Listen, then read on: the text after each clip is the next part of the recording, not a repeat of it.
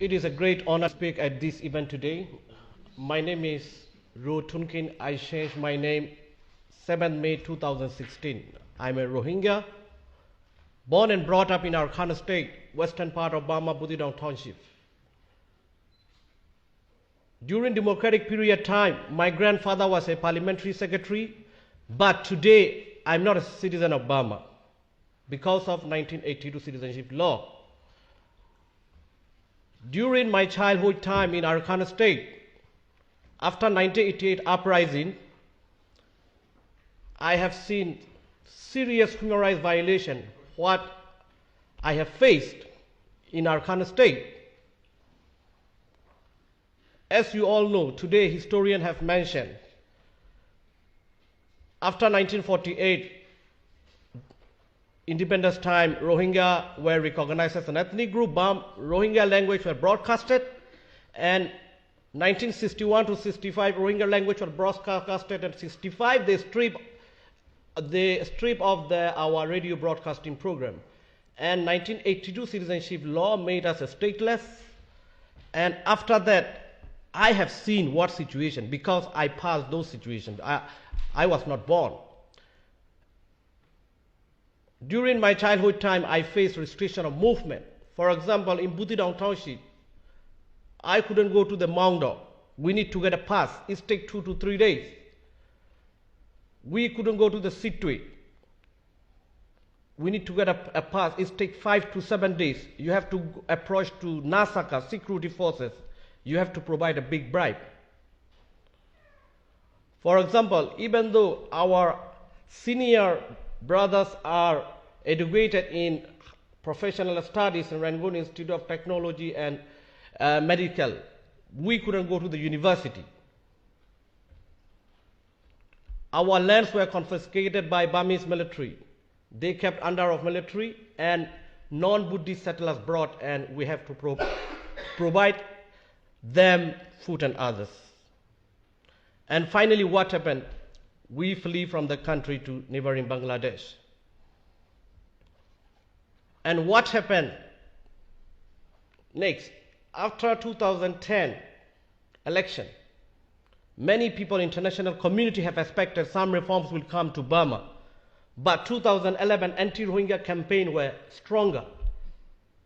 Every towns in Arkhana State, Sitwe, Buthidaung, Maung Tun, in Rangoon also, anti-Rohingya seminars were held by the and extremist groups. But President Thein Sein government allowed, and as a result of that, we faced violence in 2012. 140,000 Rohingya become IDPs, and 8 were restricted, and new apartheid system introduced. And what's happened? In 2014, we faced again Dushiradan massacre. And after the massacre, MSF have spoke out the truth, and MSF were kicked out. 8 groups were kicked out in March 13, 2014. And it's become more worse situation, and we were not excluded from the census, which was supported by EU and UK and US. And historically, the first time in Rohingya history, Rohingya were not able to right to vote and right to be a member of parliament in 2015 election. So if you look at the timeline, the situation of the Rohingya, from 62 when General Leung took power, they strip of our ethnicity, and introducing 82 citizenship law, they strip away our citizenship by introducing 82 law.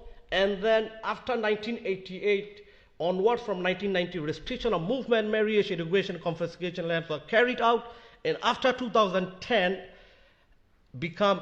creates popular violence and burning down our houses, and they push us to the camps. And then they block the aid to our people, and the people become, the people are facing genocide, I should say, because this is the system, the finalized. Whether you want to stay in camp without food or you leave the country. This is what Burmese government systematically wiped away our community. Like me, 1.3 million Rohingyas are facing today. Every time we receive the calls, they ask, what's going on? It's been 3 years. We didn't receive any help from international community. International community raising the issue, but we have never seen the practical action. UN Special Rapporteur, former Mr. Thomas Cantona, have mentioned violations against Rohingya is maybe crime against humanity, but we did not see international community action. We have seen these issues are only at the media. As a Rohingya, our fellows, brothers, sisters in Arkhana state, they are like hunted by animals with combined force every day. Rakhine extremists together with security forces.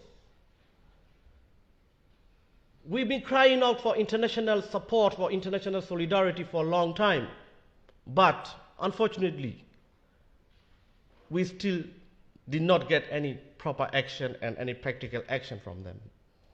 I'm sorry to say, I have to tell the truth. This is happening today. What's going on today to my brothers and sisters in Arkhana state facing genocide? We cannot tolerate this. Every time we receive these calls, they always mention, we are dying, pregnant women are dying, children are dying, our mothers and fathers are dying. They become old, they don't have food, they don't have to go to even to the clinic, then they go to the city hospital, they brought back a dead body. This is what's happening every day. As an activist, I shame myself, we can't do anything yet, unfortunately. So we need international community, practical action to help, to save, to protect our people. The solution for the Rohingya, will not come from inside Burma. You all have seen the situation, what's happening these days. So we need international community, immediate action. We are in emergency crisis. We need your help. So finally, I just want to say international community want to request, we need urgent international commission of inquiry mandated by United Nations. Thank you very much. Please do not forget us. We need your help. You all are experts here today, sitting down and listening our people's situation. So you care about our situation. You are the people who can save us, who can help us. Please raise for Rohingya people of Burma. Thank you so much.